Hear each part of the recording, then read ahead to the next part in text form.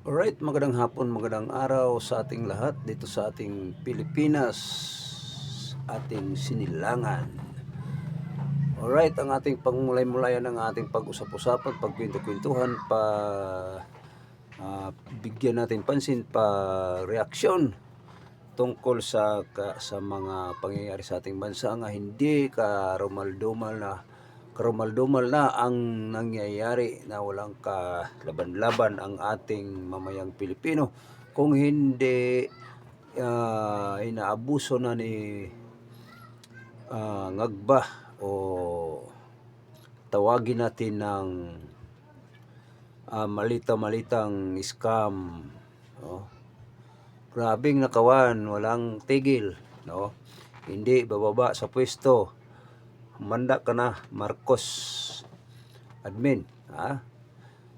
Mismo ang mamayang Pilipino na nagsasabi, magbalot-balot na kayo diyan sa Malacanang. Kasi gumagalaw na ang mamayang Pilipino sa ating laylayan, sa ating mga saan mang sulok ng mundo, gumagalaw na mga kababayan. Ako po, kayo mag ano na kayo diyan, magbalot-balot na kayo, kasi puro lang mga sinungaling ang yung mga paratang sa Duterte admin.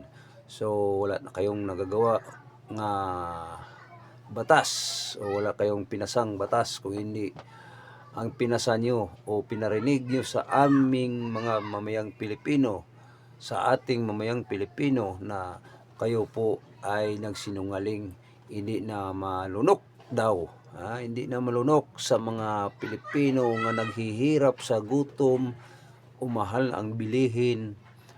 Kaya humanda na kayo. Kaya sabi natin dito, balot-balot na kayo diyan sa Malacanang, kasi lalabas na ang mamayang Pilipino.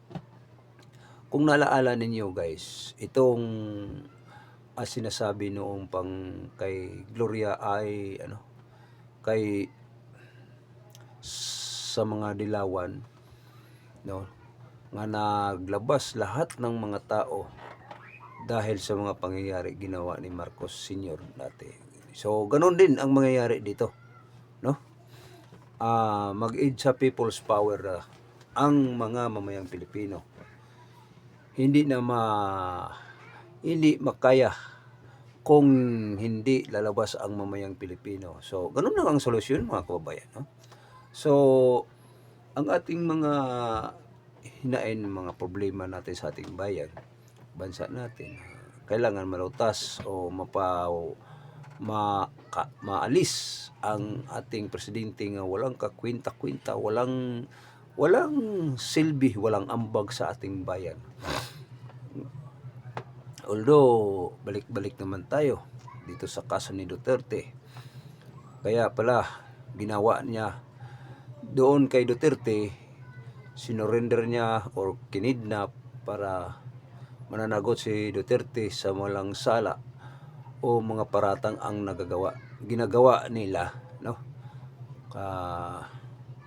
Para walang makaagaw sa pwesto sa Malacanang, oh. Magaling, kaya kuan sila sa mga kasinungalingan. Magaling sila sa mga kasinungalingan na wala namang, kung tutusin mga kababayan, no, walang pinasa nga mga batas sa dyan sa Malacanang. Kung hindi ang pinasa nila, malita nga pera. So ngayon, alam niyo mga kababayan kung nangyayari sa kanila, magpinsan. Naglaglaga na sila. Naglaglaga na. Bakit kaya nga naglaglagan? Dahil si Martin Romualdez hindi makapunta sa ibang bansa o nagpakunwari nga magpagamot. Yun lang, no? Galit si Martin Romualdez. Kasi hindi pinayagan ni Boeing Remulla nga siya ang ombudsman. So ngayon, sa itong hapon na to, kayo na ang maghusga, mga kababayan.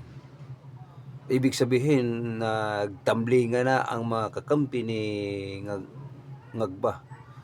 Ito si Buing, tatambling naman, pupunta naman kay Inday Sara. Yun na.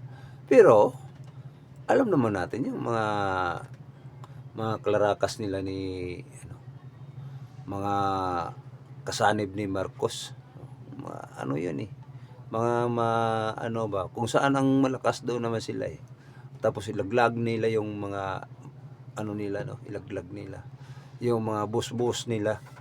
So ngayon, kayo, papayag ba kayo? So, nasa atin yan.